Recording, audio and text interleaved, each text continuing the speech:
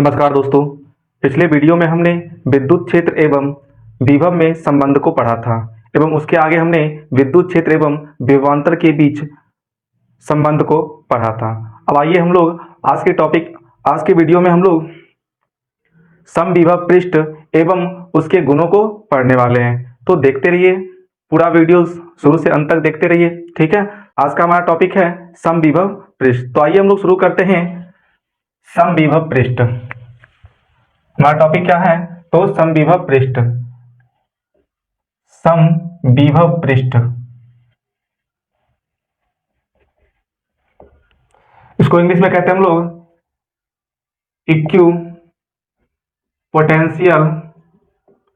Equipotential surface. Equipotential surface कहते हैं। आइए हम लोग इसकी परिभाषा को लिख लेते हैं। वह पृष्ठ जिसके प्रत्येक बिंदु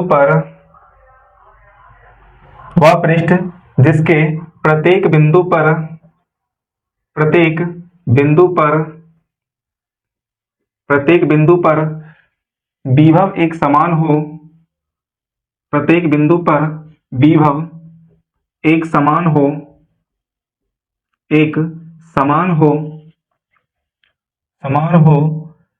तो वह पृष्ठ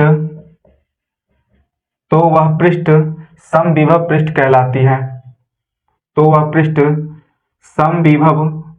पृष्ठ कहलाती है।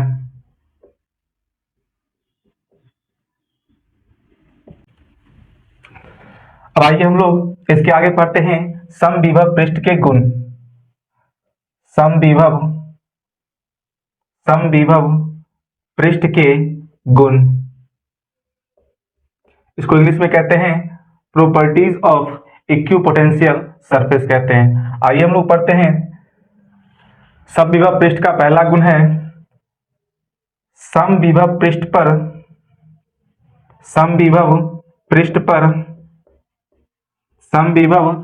पर एक बिंदु से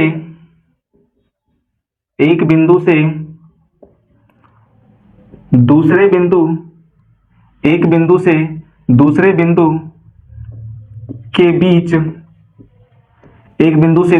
के बीच विभव शून्य होता है।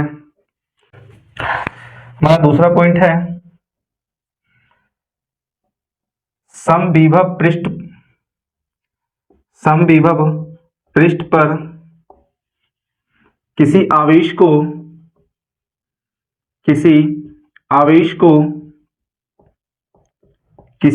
को एक बिंदु से दूसरे बिंदु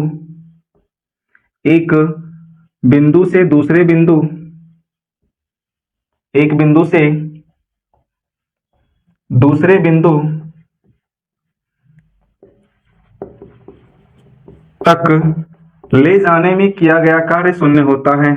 एक बिंदु से दूसरे बिंदु तक ले जाने में किया गया कार्य शून्य होता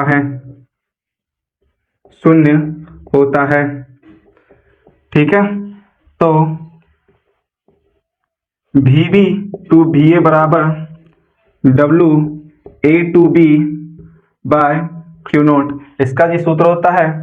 ठीक है। तो ये क्या होता है? VB टू VA, इसका मान शून्य होता है क्योंकि समविभव पृष्ठ पर एक बिंदु से दूसरे बिंदु के बीच विभव क्या होता है? शून्य होता है। तो ये हमारा 0 हो जाएगा। तो WA टू B क्या हो जाएगा? By Q nought. ठीक है। तो यहाँ से WA टू B ये हमारा शून्य हो जाएगा। क्या हो जाएगा? तो शून्य हो जाएगा। आइए हम लोग नेक्स्ट पढ़ते हैं। पॉइंट नंबर तीसरा, समविभव पृष्ठ पर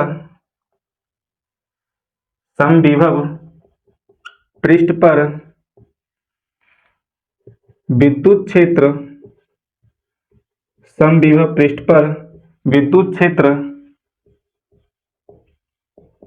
क्षेत्र हमेशा लंबवत होता है। हमेशा क्या होता है, तो लंबवत होता है। अर्थात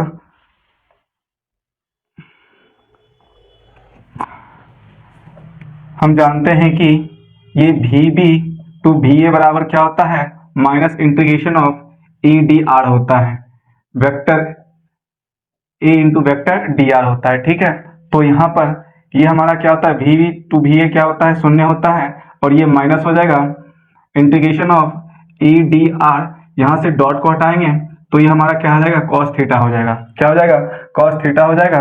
ठीक है, और ये जीरो किसका मान होता है, तो ये कॉस कॉस 90 डिग्री के बराबर होता है। बराबर क्या हो जाएगा, minus integration of E d are cos theta. तो हम लोग जब कॉस थीटा और कॉस 90 डिग्री को बराबर करेंगे तो यहाँ थीटा का मान कितना आ जाता है, 90 डिग्री आ जाता है। क्या जाता है, 90 डिग्री आ जाता है। अर्थात समविभव पृष्ठ पर विद्युत क्षेत्र हमेशा क्या होंगे, तो ये लंबवत होंगे। ठीक है, अब आइए हम लोग नेक्स्ट पॉइंट देखते हैं। पॉइंट नंबर चौथा, विद्युत क्षेत्र विद्युत क्षेत्र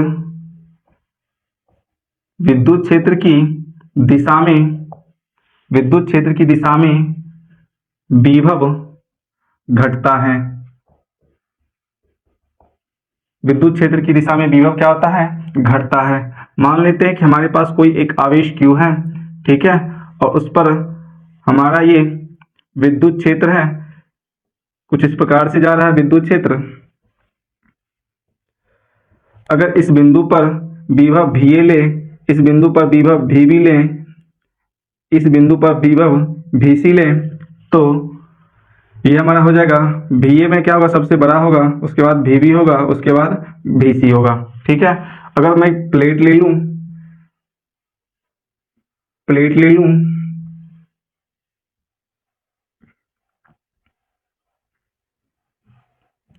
ठीक है, और उनके बीच अगर मैं क्या करूं, विभव ज्ञात करूं। ठीक है, ये हमारा विद्युत क्षेत्र हो गया। इसको अगर हम VA मान रहे प्लेट को, इसको VB एवं इस पर VC, तो विभव क्या होगा, सबसे ज्यादा इसका VA का होगा, उसके बाद VB का होगा, उसके बाद VC का होने वाला है। ठीक है, तो ये हमारा है विद्युत क्षेत्र की दिशा में विभव हमेशा क्या होता है, तो ये घटता जाता है। तो आइए हम लोग नेक्स्ट पॉइंट पढ़ते हैं। पॉइंट नंबर 5, समविभव पृष्ठ समविभव पृष्ठ समविभव पृष्ठ एक दूसरे को समविभव पृष्ठ एक दूसरे को प्रतिच्छेद नहीं करती है, एक दूसरे को प्रतिच्छेद नहीं करती है, नहीं करती है, क्योंकि एक बिंदु पर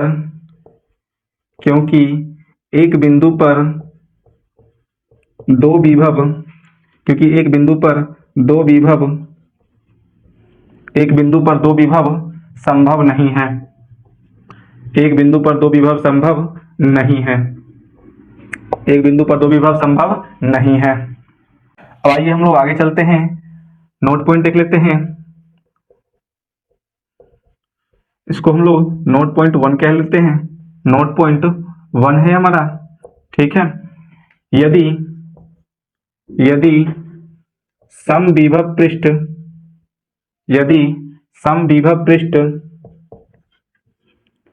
XY तल में समविभव पृष्ठ XY तल में हो तो विभव क्षेत्र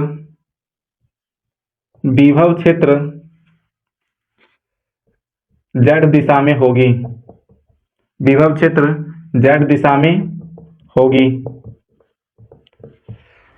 नोट पॉइंट दूसरा देख लेते हैं हम लोग।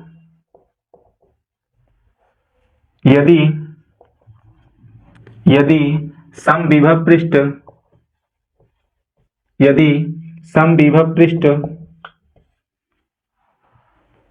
YZ तल में हो तो विभव क्षेत्र विभव क्षेत्र x दिशा में होगी। विभव क्षेत्र x दिशा में होगी। तो आशा करता हूं दोस्तों कि यहां तक आप लोग को बातें समझ में आ गई होगी। अगर आप लोग को समझ में आ गया है तो आप इसे नोट डाउन कर लीजिए, फिर इसके बाद हम लोग इसके आगे देखने वाले हैं।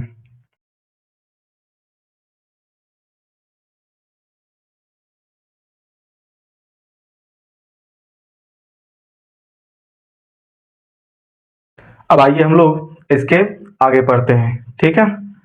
तो नेक्स्ट हमारा नोट पॉइंट होने वाला है। नेक्स्ट हमारा नोट पॉइंट है नोट पॉइंट नंबर 3। यदि यदि समविभव पृष्ठ यदि समविभव पृष्ठ यदि समविभव पृष्ठ xz तल में हो तो xz तल में हो तो xz तल में हो तो विभव क्षेत्र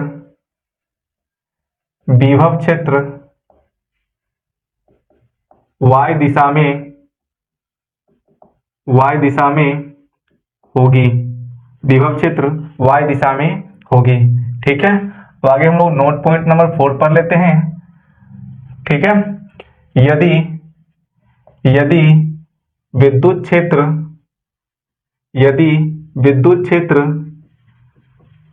समरूप हो तो V बराबर क्या होगा? V बराबर हमारा ED होगा। V बराबर क्या होगा? V बराबर ED होगा, ठीक है। अब आइए हम लोग आगे चलते हैं। नेक्स्ट पॉइंट हम लोग को पढ़ना है। नेक्स्ट पॉइंट हमारा चालक। नेक्स्ट पॉइंट क्या पढ़ने वाले हम लोग? तो चालक को पढ़ने वाले हैं। इसको इंग्लिश में कहते हैं कंडक्टर। क्या कहते हैं? इंग्लिश में इसको हम लोग कहते हैं कंडक्टर। तो कंडक्टर किसे कहते हैं, क्या परिभाषा होगी इसकी? तो आइए हम लोग लिख लेते हैं। जो पदार्थ बाह्य विद्युत क्षेत्र की उपस्थिति में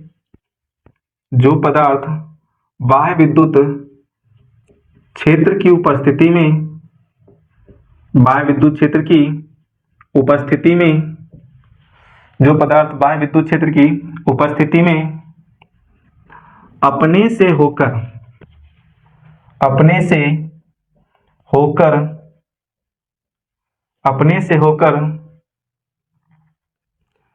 विद्युत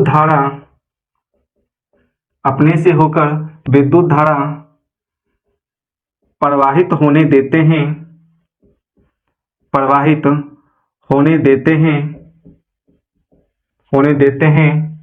उसे चालक कहते हैं। उसे क्या कहते हैं? उसे चालक कहते हैं। चालक पदार्थ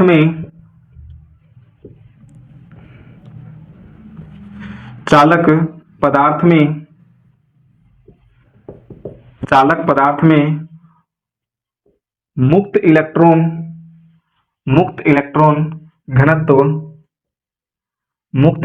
घनत्व अत्यधिक होता है। मुक्त इलेक्ट्रॉन घनत्व अत्यधिक होता है। अतः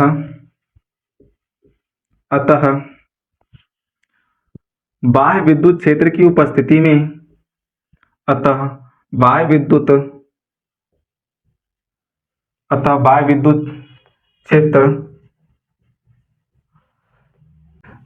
विद्युत क्षेत्र होने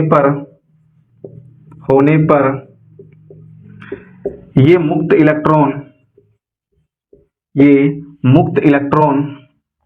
बाह्य विद्युत क्षेत्र होने पर ये मुक्त इलेक्ट्रॉन विद्युत क्षेत्र के विपरीत दिशा में गति करने लगते हैं। विद्युत क्षेत्र के विपरीत दिशा में गति करने लगते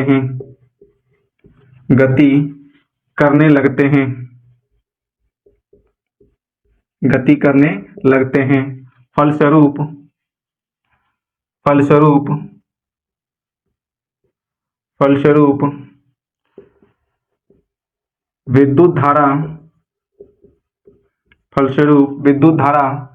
प्रवाहित होने लगती है।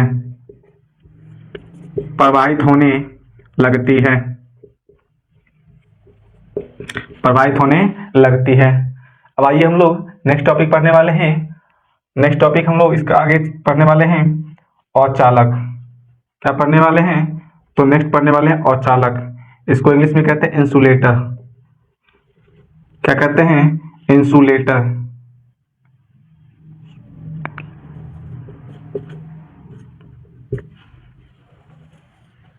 ठीक है, अब आइए हम लोग इसकी परिभाषा देख लेते हैं। जो पदार्थ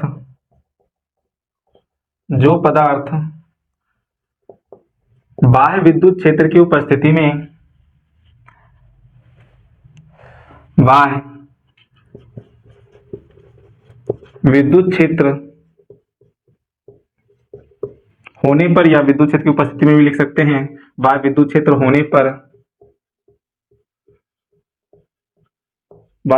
होने पर अपने से होकर विद्युत धारा प्रवाहित होने नहीं देता है। विद्युत धारा प्रवाहित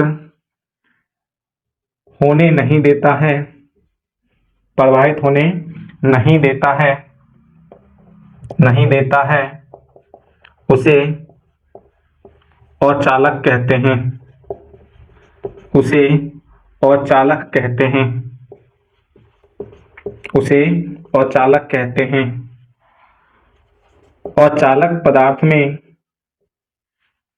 औचालक पदार्थ में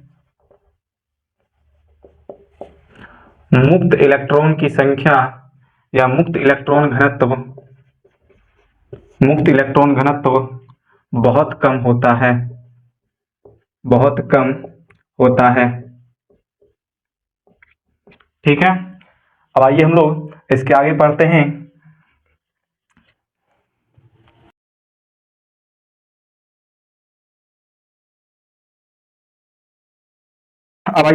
आगे पढ़ते हैं। नेक्स्ट हमें पढ़ना है बद्ध इलेक्ट्रॉन।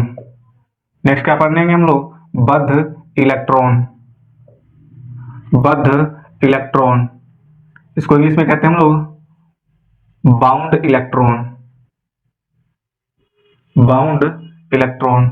ठीक है, तो हम लोग बाउंड इलेक्ट्रॉन को पढ़ने वाले हैं। आइए हम लोग इसके बारे में लिख लेते हैं। परमाणु के नाभिक द्वारा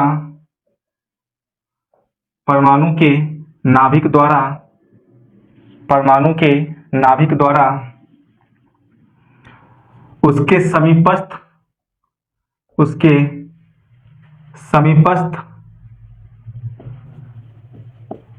समीपस्थ कक्षाओं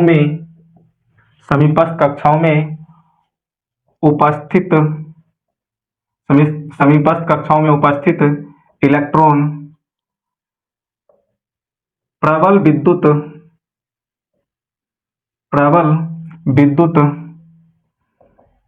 बल द्वारा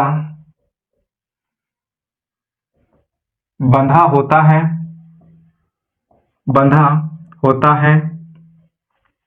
प्रबल विद्युत बल द्वारा बंधा होता है, जिसे बद्ध इलेक्ट्रॉन कहते हैं।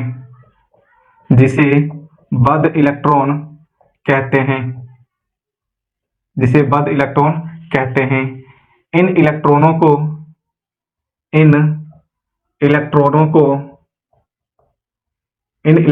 को उसके कक्षा से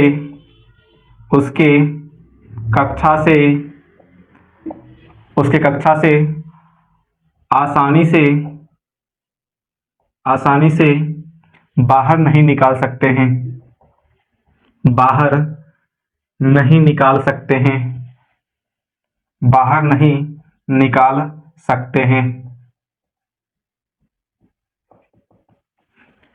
ठीक है, तो ये रहा हमारे पास बद्ध इलेक्ट्रॉन। आइए हम लोग नेक्स्ट टॉपिक पढ़ते हैं मुक्त मुक्त इलेक्ट्रॉन, मुक्त इलेक्ट्रॉन। इसी को हम लोग स्वतंत्र इलेक्ट्रॉन भी कहते हैं। इंग्लिश में इसको हम लोग फ्री इलेक्ट्रॉन कहते हैं, फ्री इलेक्ट्रॉन्स। अब आइए हम लोग इसके बारे में लिख लेते हैं। सामान्य अवस्था में, सामान्य अवस्था में, सामान्य अवस्था में परमाणु के कुछ इलेक्ट्रॉन, परमाणु के कुछ इलेक्ट्रॉन, परमाणु के कुछ इलेक्ट्रॉन मुक्त अवस्था में, मुक्त अवस्था में परमाणु के अंदर, परमाणु के अंदर रिक्त स्थानों में, परमाणु के अंदर रिक्त स्थानों में विचरण करते रहते हैं, विचरण करते रहते हैं, विचरण करते रहते हैं। परंतु, परंतु ये इलेक्ट्रॉन धातु को छोड़कर, परंतु ये इलेक्ट्रॉन धातु को छोड़कर बाहर नहीं निकलते हैं, बाहर नहीं निकलते हैं, निकलते हैं। अतः इस इलेक्ट्रॉन को, अतः इस इलेक्ट्रॉन को मुक्त इलेक्ट्रॉन या स्वतंत्र इलेक्ट्रॉन कहते हैं, या स्वतंत्र इलेक्ट्रॉन कहते हैं। ठीक है। अब आइए हम लोग नेक्स्ट टॉपिक पढ़ते हैं। नेक्स्ट हमें पढ़ना है इलेक्ट्रॉन घनत्व, इलेक्ट्रॉन घनत्व, इलेक्ट्रॉन घनत्व, इलेक्ट्रॉन डेंसिटी। इंग्लिश में इसको क्या कहते हैं? इसको कहते हैं इलेक्ट्रॉन डेंसिटी, इलेक्ट्रॉन डेंसिटी। अब आइए हम लोग इसके बारे में पढ़ लेते हैं। वस्तु के, वस्तु के एकांक आयतन, वस्तु के एकांक आयतन, एकांक आयतन में, एकांक आयतन में उपस्थित, उपस्थित इलेक्ट्रॉन की संख्या को, इलेक्ट्रॉन की संख्या को, संख्या को इलेक्ट्रॉन घनत्व कहते हैं। इलेक्ट्रॉन, इलेक्ट्रॉन घनत्व कहते हैं, इलेक्ट्रॉन घनत्व कहते हैं। ठीक है। तो आशा करता हूं दोस्तों कि यहाँ तक आप लोग को बातें समझ में आई होगी। अगर आप लोग को समझ में आ गया है तो आप इसे नोट डाउन कर लीजिए। फिर हम लोग इसके आगे एक दो पॉइंट्स और बचे हुए हैं तो उसको हम लोग पढ़ के खत्म करते हैं। ठीक है।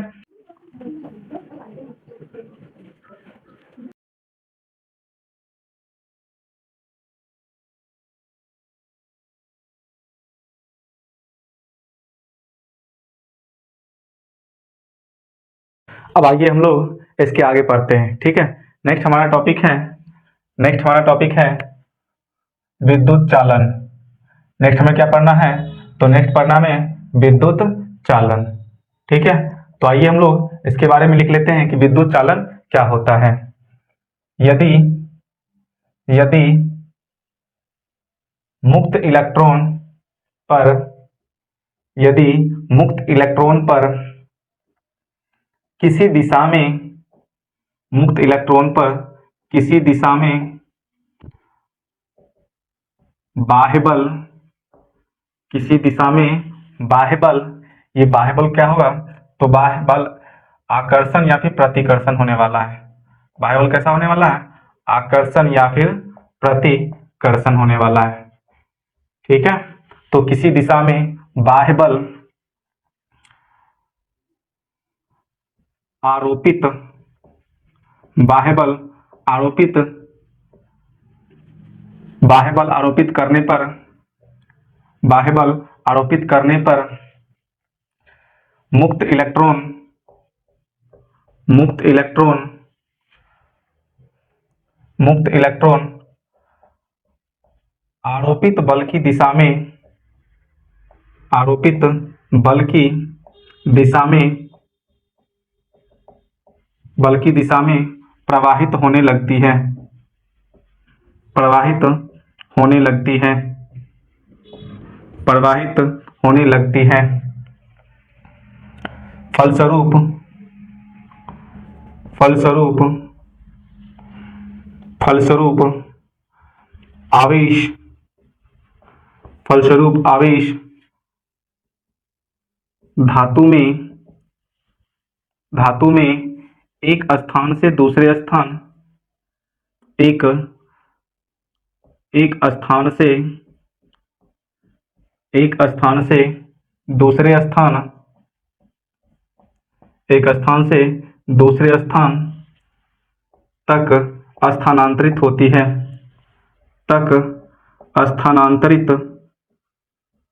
स्थानांतरित होती है इस क्रिया को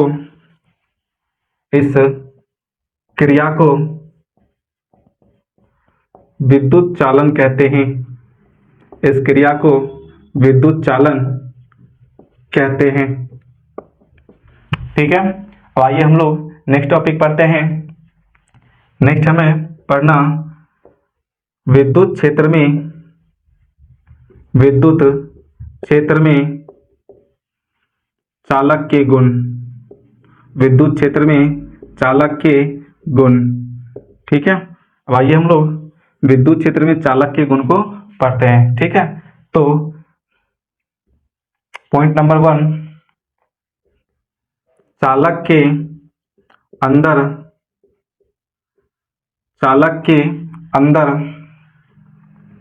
प्रत्येक बिंदु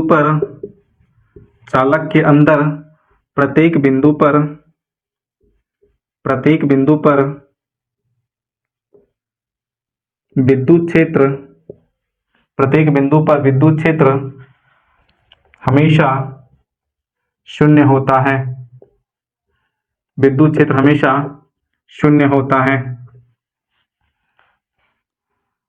अतः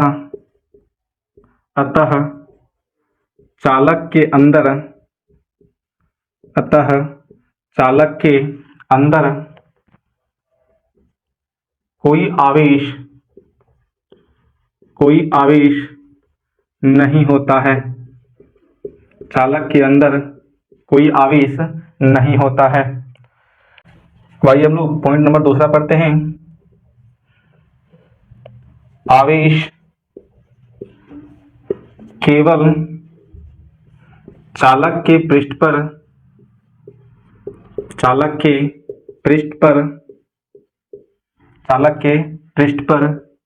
ही रहता है ठीक है, अब आइए हम लोग पॉइंट नंबर 3 पढ़ते हैं। पॉइंट नंबर 3 है चालक के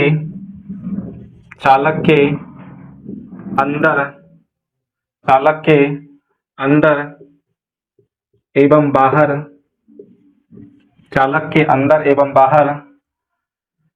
प्रत्येक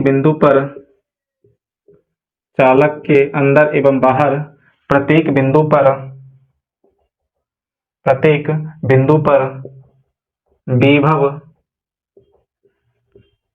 नियत एवं समान होता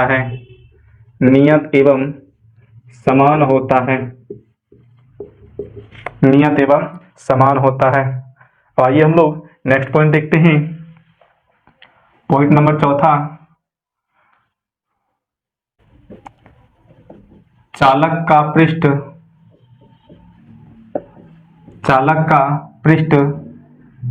समविभवी पृष्ठ होता